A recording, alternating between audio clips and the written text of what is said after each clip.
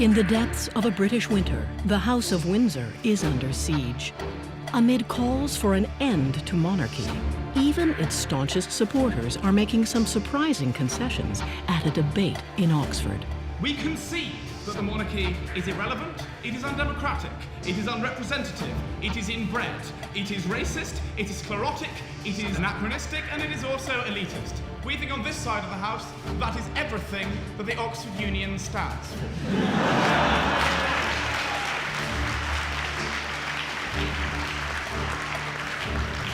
As a symbol and a spokesperson for our nation, why is an elderly, rich, upper class, uniquely privileged white woman a better choice than someone elected by popular majority? The fundamental issue before us in this debate is whether we believe in democracy or in what is fundamentally a relic of feudalism.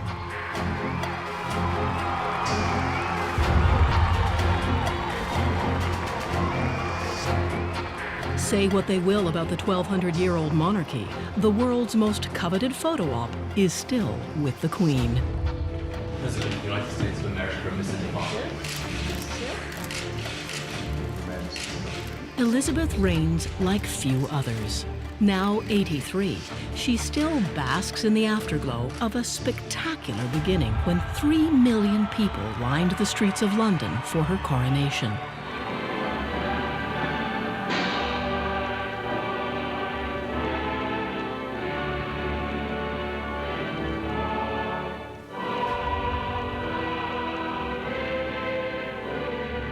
Just 27 years old, the striking young monarch seemed to be ushering in a new Elizabethan era, which she'd vowed would last a lifetime. I declare before you all that my whole life, whether it be long or short, shall be devoted to your service and to the service of our great imperial family to which we all belong. The stylish beginning has been followed by nearly 6 decades of pomp, pageantry, melodrama, and tragedy. The Queen, now the oldest monarch in British history, has aged gracefully and endured stoically just about everything that fate and her family have thrown at her. The Queen is an exemplary figure. Unfortunately, it's all the strap hangers, those lower down the line, that let her down. But here's the rub. Those down the line are in the line of succession. Fearing what may happen when one of the world's hardest acts to follow exits the stage, millions of Elizabeth's fans wish she could live forever. People want the Queen to go on and on and on, but Mrs. Thatcher famously said she was going to go on and on and on, and within a year it was all over for her.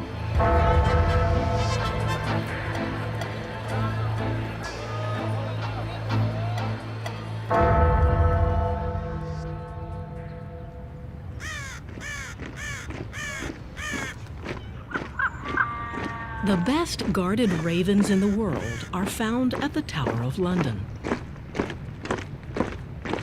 Legend has it that if they leave, the kingdom will fall. Their wings are clipped and there's plenty of backup, but chances are the tower will be keeping a close eye on its birds when Elizabeth passes. That's because the next succession will mark a turning point for the House of Windsor, presenting more peril than promise to its dynasty. They have to have the right person leading. If they make a bad choice, then that will be the end of the monarchy. Monarchs once ruled through fear. Today, they must court popularity. A tough job for the controversial and opinionated heir apparent, Prince Charles. When Elizabeth Windsor dies and she's replaced by a highly political, deeply weird man, the debate will be transformed, particularly since he has announced that he intends to interfere with politics, using his unelected position to lobby for eccentric political causes. An overtly political king will be death for the monarchy. People who are uncomfortable with Charles sometimes see a savior in his elder son. But 27-year-old William is a reluctant royal, haunted by the deadly price his mother, Princess Diana, paid for fame. He and especially his brother Harry, have also been living dangerously, serving up some spicy photo ops for the paparazzi. Excessive alcohol, clubbing, partying, women, painting your fingernail, punching, kicking, walking out as a Nazi in a Nazi uniform. I mean, you would never have seen the old royals even dream of doing this. It's live. As it's photographed on the street, it's round the world in literally minutes. Prince Charles was born into a world of great deference to royalty, where nobody had even heard of the word paparazzi. Let us give thanks to Almighty God for the birth of a son to Her Royal Highness, the Princess Elizabeth. These are the first newsreel pictures taken since his christening of Prince Charles, now 8 months old, the world's most famous baby. The boy born to be king. Charles had a long apprenticeship ahead of him. His mother became queen when he was just 3, and sometimes abandoned him to nannies for months at a time. Loneliness and his father's stern criticism made him feel insecure and unlistened to, but also toughened him up, says his biographer. He is made of much more steel than some people think. After attending strict boarding schools, Charles got an elite education at Cambridge. He was invested Prince of Wales and polished his CV for king in the armed forces.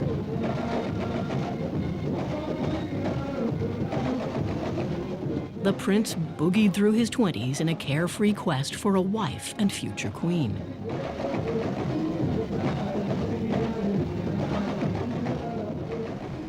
Charles scored what seemed to everyone a dream bride in Lady Diana Spencer. Wilt thou love her, comfort her, honor and keep her in sickness and in health, and forsaking all other, keep thee only unto her, so long as ye both shall live? I will. But the couple's 15-year marriage, which produced Princes William and Harry, unraveled in separation, divorce, and disaster. This is what's left of the Mercedes in which the Princess of Wales and her companion, Dodi Al-Fayed, were being driven back to his house. Witnesses say the car was being pursued by photographers on motorbikes. 8 years after Diana's death, Charles daringly married his longtime lover, Camilla Parker Bowles, and continued waiting to be king. Another military salute for the Prince of Wales as he turns 60. Only one other heir apparent in British history has ever waited so long to take the crown. He is still as determined as ever to be king. He already talks about what his monarchy will be like. It's full steam ahead for Prince Charles to become King Charles, although in my view, he'll become King George, because there are too many connotations with King Charles. The first one had his head chopped off after all. The second one was a terrible philanderer. And the third one was Bonnie Prince Charlie, who never got to be king. So he may think, Charles, let's go for a safer option. The inauspicious name may be the least of Charles's worries. The man who would be king carries some daunting liabilities. High on the list is the Lady Diana factor. So many people who adored the late Princess of Wales believe that Charles treated her in a shabby manner and only pretended to love her. I suppose we've all been brought up to believe that kings and queens are supposed to be better. Their children, princes and princesses, are supposed to lead by example. Unfortunately, that's not the way of the world today. Charles's missteps began with his engagement. He was secretly in love with another woman and couldn't quite hide it. I'm amazed that she's been brave enough to take me on. And I suppose in love. Of course. Whatever in love means. Flaky to some, cynical to others, Charles's attitude toward the young Diana was anything but forthright. As their relationship disintegrated, the Prince of Wales admitted to two-timing his wife with the still married Camilla Parker Bowles. His integrity was undermined, his character called into question.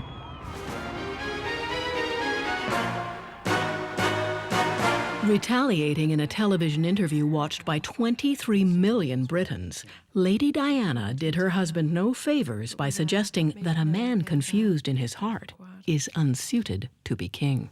I would think that the top job, as I call it, would bring enormous limitations to him. And I don't know whether he could adapt to that. Would it be your wish that when Prince William comes of age that he were to succeed the Queen rather than the current Prince of Wales? My wish is that my husband finds peace of mind. And from that follows other things, yes. For questioning Charles's place in the line of succession, the Princess of Wales was ejected from the royal family and stripped of her title. But Diana's daring insinuation that the crown should skip a generation has survived her death. Today, some people are convinced that the monarchy needs a renewal that Charles cannot bring. William, they say, would be a cool king. Most of the contemporaries that I speak to would insist that actually William is the better person for the job, that in a modern world with a modern monarchy, you need a young, fresh king. Many people look at William and see a lot of Diana. Aesthetically, they're so very, very similar. The same sort of doleful eyes, similar expressions. I think also William has inherited a lot of Diana's kindness. His friends always tell me he's incredibly generous. He's very warm-hearted. But Wills has got a lot of his father in him too, and not just a passion for polo. For 7 years, he's been keeping the media guessing about his on-again, off-again girlfriend, Kate Middleton. She's deemed eminently suitable by palace and public, but has had to endure several breakups and has been dubbed Weighty Katie by the press. The young prince may have inherited the romantic confusion that undermined his father. William's indecision is beginning to look like a character flaw. If the relationship with Kate is not what he wants, he needs to end it, because what will be terrible and really devastating for the royal family is if he dumps Kate 2 or 3 years down the line and then decides that actually he wants to have a bit of fun, because Kate will be seen as the tragic figure who waited and waited, and he will be seen as a cad.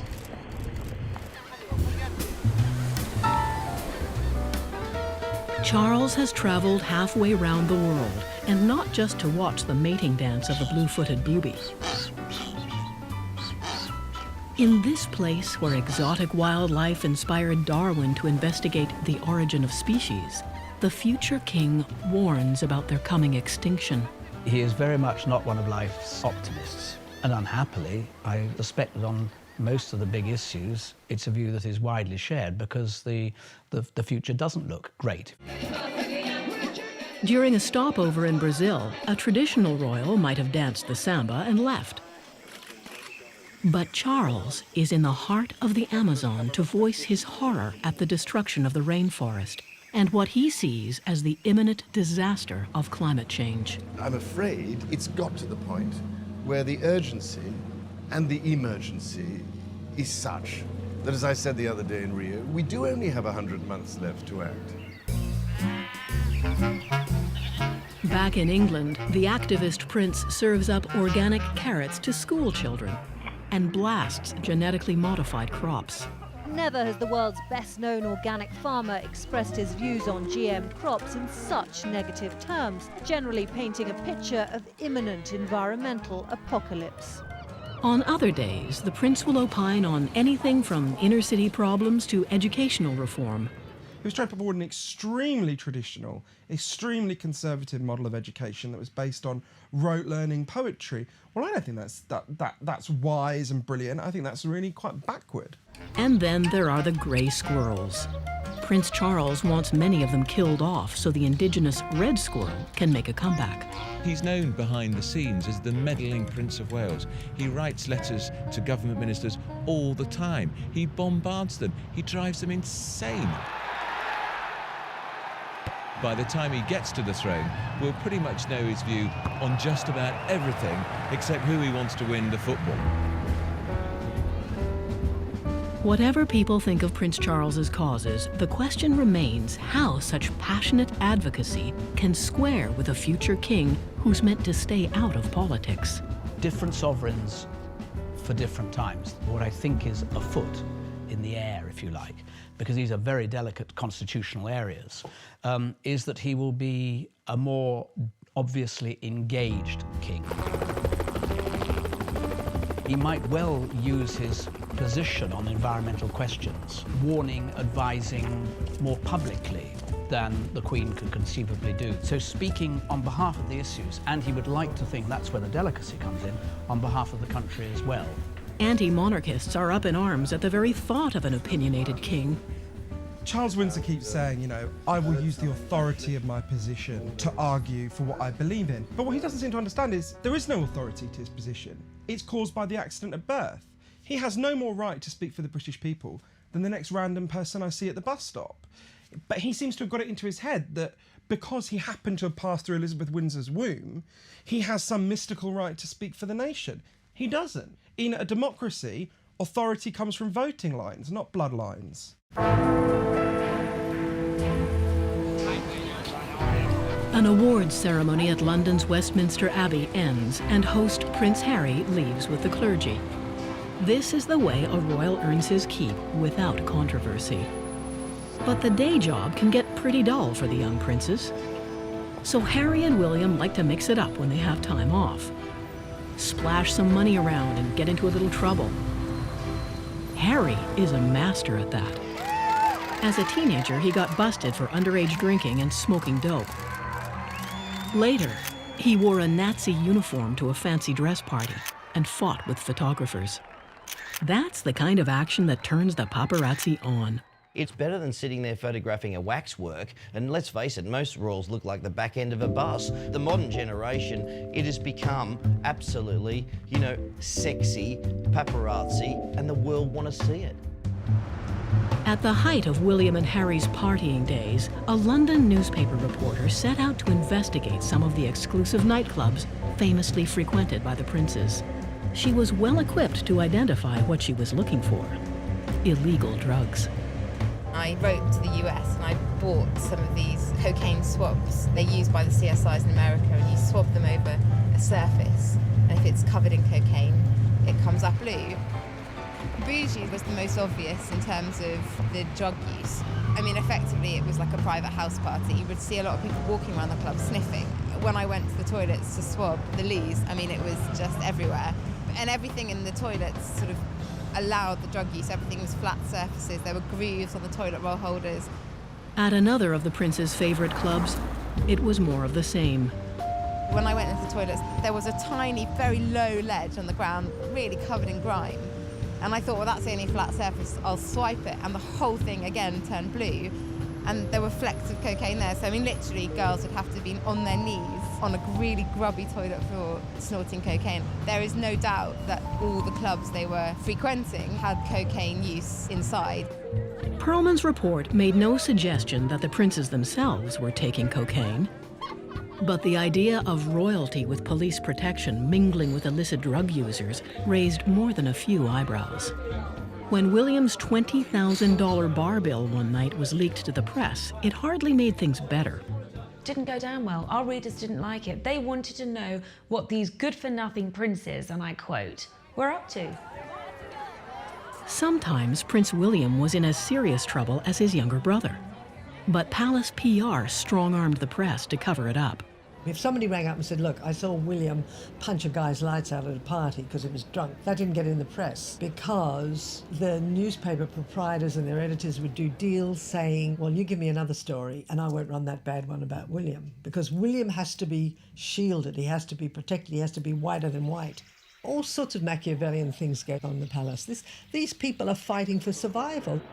So Harry, the spare, not the heir, is typecast as the black sheep and only occasionally complains about the coverage he gets. There's truth and there's lies, and unfortunately I can't get the truth across because I don't have my own column in the paper, which I'm thinking about getting. On second thought, Harry decided to forego journalism and focus on his military career. He transformed his image from party boy to fighting royal. His foray into Afghanistan made for some exceptional TV footage. It, at least temporarily, drove the earlier transgressions of swastikas and drunkenness from the public's mind. Should Harry suddenly go off the rails again, I think it could be very damaging for the monarchy. There's no point in having a monarchy unless your public can relate to you and actually can love you. When you have vastly more wealth than most of your subjects, their love is never guaranteed. Especially when taxpayers spend $80 million a year to keep you in style, and about $100 million more to protect you. There are a lot of hidden costs to the monarchy. For example, whenever they go on a foreign trip, they charge all their clothes expenses to the local embassy. That's a staggering amount of money, and maybe next time I go to Spain, I'll charge my clothes bill to the embassy and see what they say. But monarchists and palace PR insist royals are good value for money. Just think of all the tourists they bring in. Or do they? The idea that monarchy is good for tourism doesn't really stand up to scrutiny. The royal palaces rank very lowly in terms of tourist attractions. Windsor Castle, for example, one of the top, is even below Legoland, which is just a few miles away. And if you compare, say, the royal palaces in Britain and France, the Palace of Versailles, just outside of Paris, where there are no royals in residence, and the royals are long departed centuries ago, it has far, far more tourists than any of the royal palaces in Britain. So we don't need the royals to bring in the tourists. The gritty port town of Liverpool is untouched by royal splendor. But its working-class neighborhoods produced the most famous rock group of the 20th century. Buckingham Palace made the upstart Beatles into members of the British Empire in no time. And it's Sir Paul McCartney now.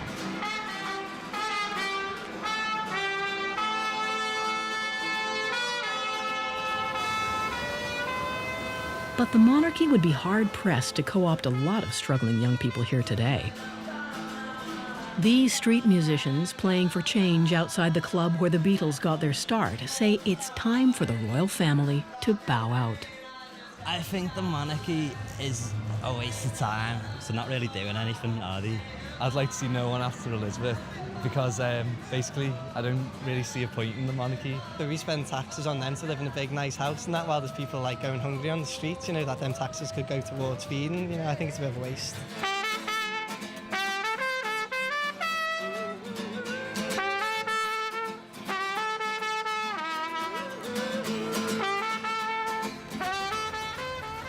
This town, just north of London, is more prosperous than Liverpool and seemingly more friendly to the monarchy.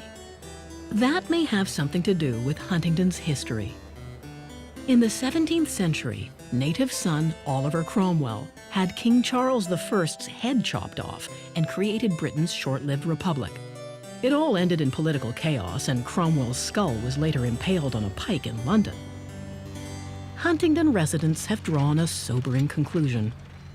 I don't think Cromwell's years were particularly happy years for the country. I think we need the stabilising influence of the monarchy. Everything is working well, so leave well alone. My heart tells me that what we have is good. The monarchy has lasted for an awful long time and will probably continue to do so. Long live the Queen!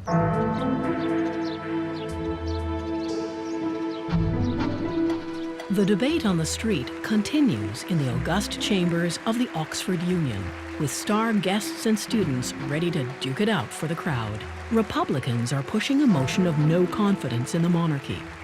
The Queen's supporters, led by the best student debater in the world, are pushing right back. We like old ladies on this side of the house. We furthermore think that life is pretty tough if you're the Queen. We think that, you know, she has to put up with her family. She has to have lunch with Gordon Brown every week. You know, she's periodically mistaken for Helen Mirren. That's pretty embarrassing. When did we get to choose to live under this monarchy? When did we choose to not have a choice? When were our voices heard? When were our votes cast? We have not talked about the vast quantities of money which we heap upon this dysfunctional family. It is incredibly easy to carp at the institution. It's incredibly easy to see its frailties. It does represent the nation quite effectively. I challenge anyone to find a better way of doing it. One of the most offensive aspects of monarchy is that it is based on the principle that even the most immoral, incompetent royal should be our head of state in preference to the most wise and moral commoner. What is great about the monarchy is that they are not hostage to the need to be re-elected the next time round. The monarch cannot be of a party, is not of a party, and is therefore there for everyone. She is neither a Democrat or a Republican or Labour or Conservative. She is just your sovereign, and that is it.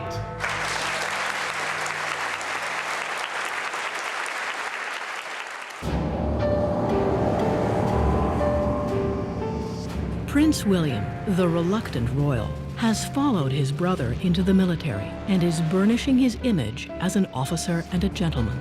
But unlike Harry, he's not going to get any war zone experience. He's too close to the throne for the country to risk it. The prince has managed to draw fire from his superiors, however, by joyriding with an army helicopter. On the first occasion, he landed a Chinook in a field near the house of girlfriend Kate Middleton. It was the same aircraft he used on a separate occasion to pick up brother Harry en route to a stag party. Peccadillos aside, some see the son of the people's princess becoming the perfect people's king, softening the hard edges and formality associated with the Windsors. But William seemed to lack enthusiasm for the job. Only a few years ago, he was telling friends he would never mount the throne. He had a real problem with his future, a real problem with his destiny. He couldn't get his head around it. He didn't want to be king. He'd seen his mother hounded by the paparazzi day in, day out. It was something he didn't want to have to take on. The media's 24/7 hounding of royalty inspired author Johann Hari to write a book arguing that the monarchy should be abolished on purely humanitarian grounds. In an age of massive media intrusion, to effectively bear children into the Truman Show, where they're constantly going to be watched, they're never going to have any privacy, is extraordinarily cruel to the Windsor family. The cruelty to both young princes was compounded by the obsessive coverage the media gave to their parents' troubled marriage and the circumstances of their mother's death in Paris. They believe, not wrongly, that their mother was chased to death by photographers. Now, to then tell them that they have to spend the rest of their lives working with these people, feeding these people, giving succor to these people, is a pretty cruel thing to do. William's resentment of the media became evident in his teens when a crowd of photographers ambushed him on a day off. He just went crazy and started screaming at them, saying, "Why are you following me everywhere? Why won't you let me be a normal person?" And it's a very good question. Why won't we let him be a normal person? You know, with most celebrities, the intrusion on their privacy can be ugly, but at the end of the day, you can say to them, look, you could have chosen another life. You could have chosen to do something else. You can't say that to William Windsor. In recent years, William seems to have grown more accepting of his fate as a royal in the limelight. One day, he may even relish the thought of becoming king. But that won't bring him any closer to coronation because, barring extraordinary circumstances, his father gets the crown first. These intelligent, engaging journalists who have to fill space will speculate endlessly about whether or not William might succeed. I can tell you that I bet my life on it, bet my house on it, it will not happen. The hereditary principle, which is the only one we've got if you have a monarchy, has to apply, and that is down to the firstborn male. But the firstborn male didn't last very long in Edward VIII's case. In 1936, in a traumatic moment for the royal family and the nation, the Prime Minister forced Edward to abdicate when the king announced he wanted to marry a divorcee, American Wallis Simpson. A future government, sensing Charles was undermining the monarchy, could depose a king again, says Tony Benn. If the establishment of the powers that be thought that Prince Charles would embarrass them or weaken them, they'd jump over and go straight to Prince William. They're only interested in the system. There's no loyalty to the person of the crown. Wedding the mistress who many believe destroyed the Princess of Wales's happiness was a dangerous choice for the future head of the Church of England. With Camilla at Charles's side, the public is constantly reminded of the adulterous ending of his first marriage. Nobody's ever been able to understand why Charles spurned a gorgeous, fabulous, physically attractive woman like Diana for what they thought was an old bag like Camilla. Nobody can understand it. They still can't.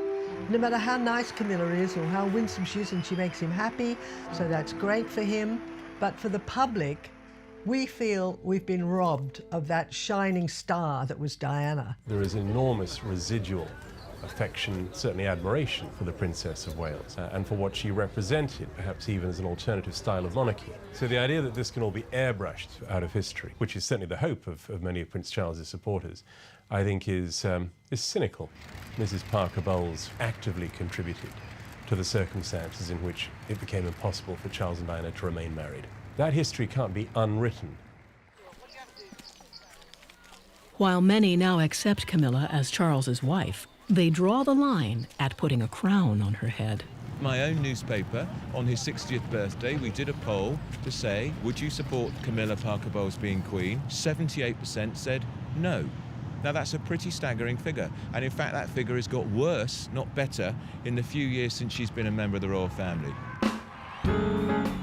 Before Camilla, in the glory days of Charles and Diana, Canadians welcomed the young royals with open arms.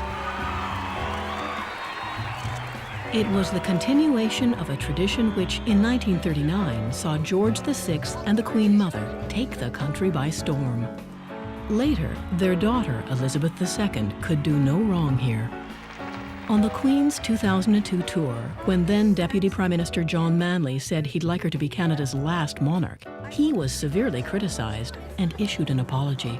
I'm sorry that it's become a distraction from her visit, but it is possible to concurrently have a great deal of respect for Queen Elizabeth and also to wonder about the future of the institution after her reign ends. A startling new poll done for the Globe and Mail suggests that the royal love affair may be ending. When Elizabeth dies, 2 out of 3 Canadians want ties with the crown severed, and that's got supporters of the monarchy worried. Ed Schreier, the former Premier of Manitoba and Governor-General, said that on a list of 100 things that need fixing in Canada, the monarchy comes 101st. And I agree. Oh, yeah, that doesn't need fixing. We got a great system, a stable head of state, a stable constitution. It works. Leave it alone. You're throwing out 5 centuries of tradition. But Canadians may be losing their attachment to that tradition anyway. According to the new poll, 7 out of 10 people identify with neither the Queen nor the Governor-General. Rideau Hall, the Queen's official residence in Canada, has become a lightning rod for ranting about the royals. And I don't know if you noticed this, but the Queen doesn't really come over here that much, which makes me wonder, why are we paying for all this? I mean, the lights are on, she's not home. And actually, that's the problem. She's at home. In England, in another country. Canadians may grumble, but Australians went a step further. In a referendum in 1999, more than 40% of the electorate voted to dump the monarchy. I think it's very likely that, certainly on the death of Queen Elizabeth, if not before, that Australia will become a republic. And that will be bound to have an effect on public opinion in this country. I think people here will be emboldened to feel that a republic is possible. The idea of former colonies becoming republics delights those Britons who have long called for an end to the power and privilege symbolized by Buckingham Palace. The existence of the crown legitimizes privilege right the way through society. The hereditary system is ridiculous. If you went to the dentist and just as he started drilling your teeth, he said to you, I'm not a dentist myself, but my father was a very good dentist, you'd jump out of his chair. I mean, it's ludicrous that people should inherit power. Ludicrous. Charles employs an army of spin doctors to counter this kind of criticism and bolster his image as a benign prince. Everything is subordinated to keeping the spotlight on the future monarch and his consort, which means Waity Katie may have to wait some more.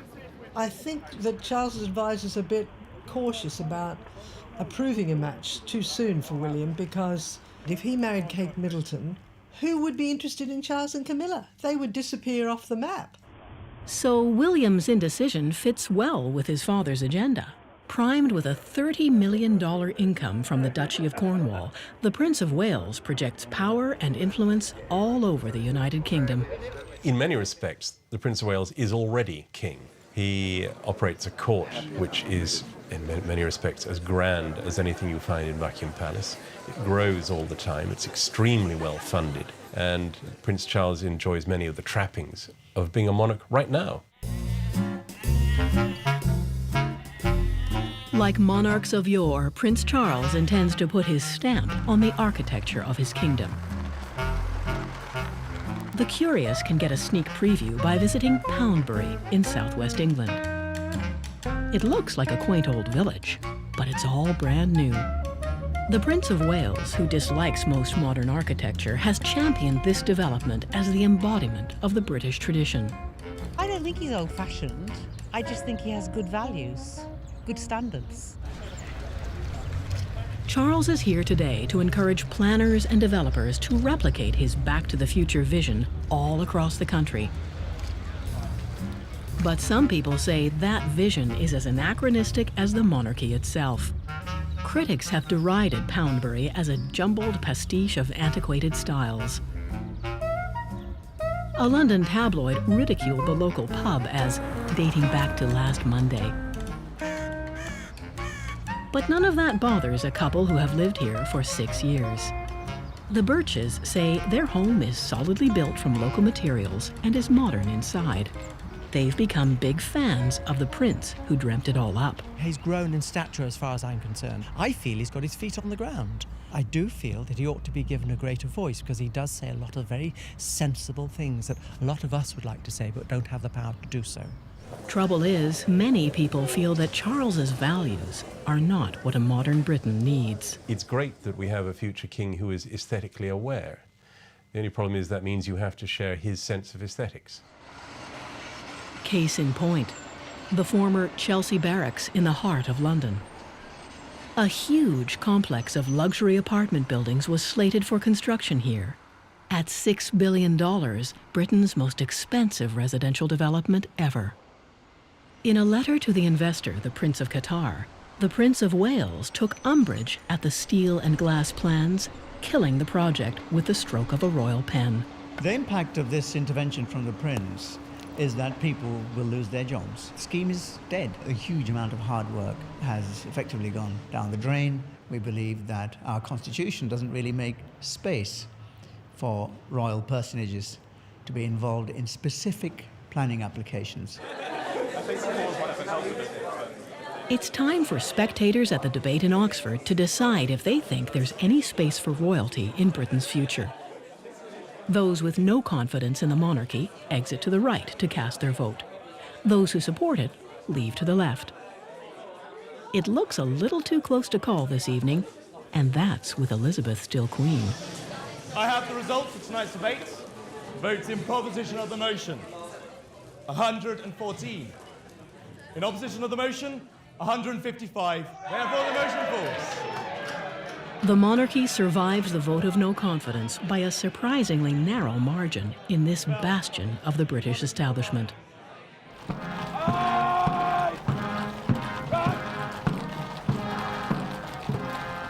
The Queen's cavalry strut their stuff for her official birthday. The RAF salutes her overhead. It's a display of might that makes the monarchy look indestructible. But appearances belie a royal family at odds with itself. Prince Charles, wed to a woman few want to see queen, but determined to fulfill the ambition of a lifetime, is being kept from the throne by his aging mother, who has vowed never to abdicate. She is there until she draws her last breath. There is no question that she would step aside. It's not in her psyche. She's deeply religious, she has made that vow to God, and that's the way it's going to be. The Queen's court at the palace is already clashing with Charles's court at Clarence House.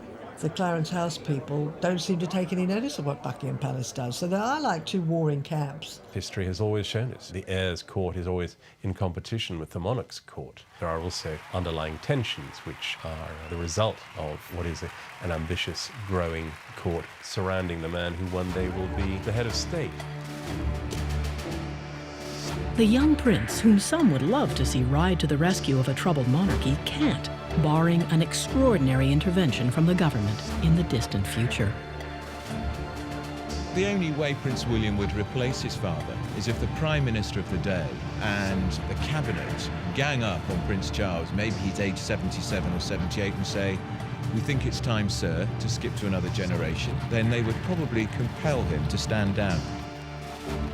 As things are, the current royal stalemate could drag on for years with potentially fatal consequences for the Windsors. What they say at Buckingham Palace is, oh, we play the long game. We know that might be a bit slow at the moment or a bit of a dip, but it'll all come back. You wait and see. I say to them, you can't afford to wait and see. Meanwhile, the public are drifting away in droves. If the public aren't interested in you, you die. So time could yet be the undoing of a dynasty that dates back more than 1,000 years to the Saxon kings, but looks oddly anachronistic today. As the reign of an unimpeachable queen draws slowly to a close, the clock may be running out on her controversial son and the monarchy itself. After Queen Elizabeth, I suspect that Prince Charles will eventually struggle to the throne, but with greatly diminished public support. And then when he goes, I think it will be the end. He will be Charles the Last.